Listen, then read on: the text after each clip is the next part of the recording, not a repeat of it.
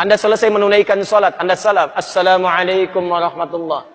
Assalamualaikum warahmatullah. Dalil dan contoh ada.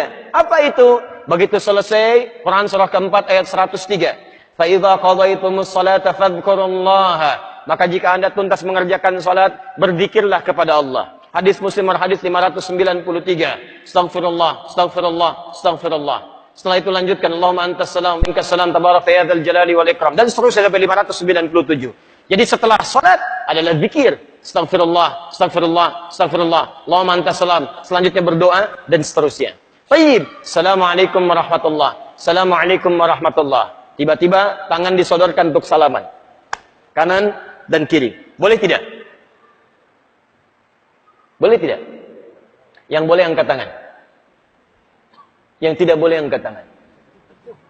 Yang wallahu a'lam, enggak usah angkat tangan. Karena waktu kita mau habis di sini. Lihat sini. Untuk menentukan boleh dan tidak, tadi kaidahnya. Lihat, ini sederhana. Cuman satu bagian dari kalimat, tapi maknanya dalam. Boleh dan tidak, jangan asal bicara ini boleh, ini tidak. Anda tidak boleh menghukumi sesuatu di syariat kecuali memahami ketentuannya.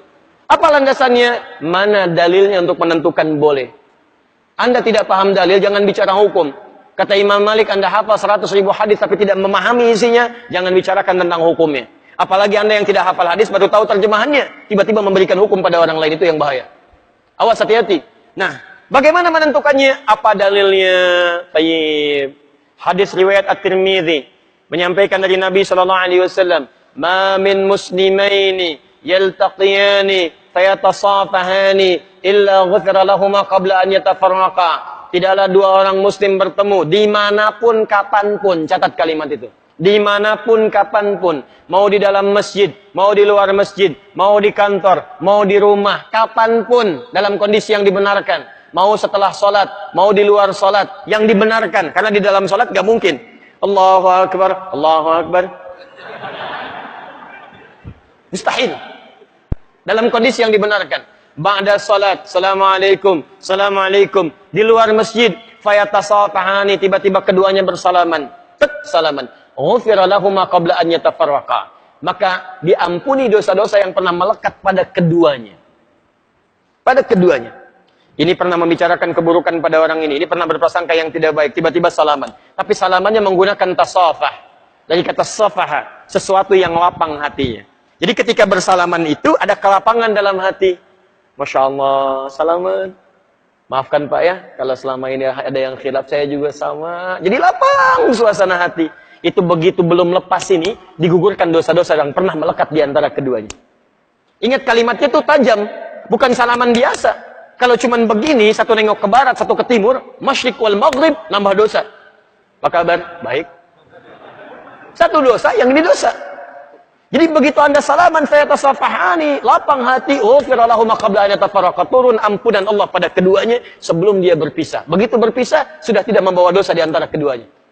Baik, sekarang persoalannya, Assalamualaikum warahmatullah, Assalamualaikum warahmatullah, tiba-tiba salaman. Tek kanan, tek kiri. Dalilnya ada yang tadi.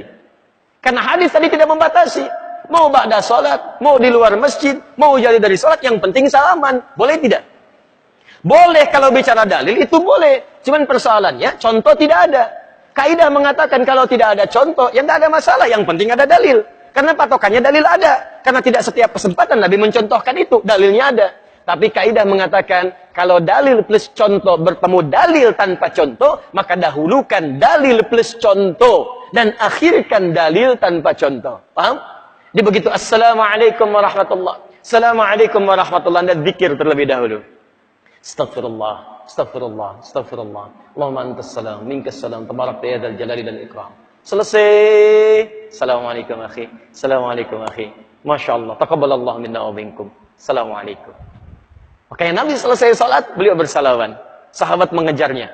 Ada Anas mengejar Nabi, dan sebagian mengejar Nabi, salaman mengejar Nabi SAW. Haditsnya sahih, bahkan di Al-Bukhari. Paham ya? Jadi tidak ada masalah teman-teman sekalian, tapi kita paham fikih prioritas. Kecuali ada orang yang belum paham, tiba-tiba Anda sedang berzikir, astagfirullah, astagfirullah, tiba-tiba tangannya begini kepada Anda. Anda sedang berzikir, tangan sahabat Anda diulurkan kepada Anda seperti ini. Assalamualaikum. Mana-mana hukumnya? Menjawab dulu salaman, atau Anda kemudian meneruskan zikir Anda. Assalamualaikum. Astagfirullah. Hati-hati. Setiap penghormatan pada seseorang maka kaidahnya menjawab penghormatan itu wajib hukumnya didahulukan dibandingkan meneruskan sunnah yang dilakukan. Menyampaikan salam sunnah, menjawab salam wajib hukumnya. An-Nisa ayat 86. Fa idza hayyitum bi tahiyyatin fahayyu bi ahsana minha wa radduha. Jika Anda diberikan penghormatan dalam bentuk salam kalimat atau dalam bentuk ekspresi atau dalam bentuk gestur, maka wajib Anda meresponnya dengan yang lebih baik daripadanya. Dengan kalimat assalamualaikum, jawab dengan yang lebih baik. Waalaikumsalam warahmatullahi wabarakatuh. Assalamualaikum warahmatullahi wabarakatuh. Waalaikumsalam warahmatullahi wabarakatuh. Menyampaikan sunnah, menjawab wajib hukumnya. Maka dalam keadaan Anda berzikir, ada orang menyodorkan tangan, respon tangannya. Waalaikumsalam. Zikir, astagfirullah. Astagfirullah. Merespon, please ada nilai dakwah di dalamnya. Paham ya? Assalamualaikum. Astagfirullah. Cari masalah Anda. Cari masalah. Gak direspon. Jenggot baru 3 nggak ngerespon. Jadi ke jenggot lari ya. Apa hubungan salaman dengan jenggot? Yang salaman tangan, yang disoal jenggot. Jadi sudahlah. Ya, hal-hal yang tidak penting lupakan aja gitu kan. Lupakan aja. Jadi makanya luaskan wawasan kita. Pelajari dengan lebih baik dan tempatkan hukum sesuai dengan tempatnya. Sehingga setelah belajar, yang biasa salaman pun mengerti. Oh, rupanya zikir didahulukan. Habis zikir saya salaman. Maka dia tungguin habis zikir. Begitu mau salaman pulang. Ya, bisa itu kan? Mungkin besok salamannya. Bismillah. Enaknya. Jelas ya? Sebagian teman-teman, mohon kita amalkan Quran surah 58 ayat 11 ya. Ya ayyuhalladzina amanu idza qila lakum tafassahu fil majalis fafsahu yafsahillahu lakum. Hei orang-orang beriman, jika diinfokan pada kita, ayo kita share, luaskan supaya orang lain mendapatkan kenyamanan yang sama, maka cepat respon.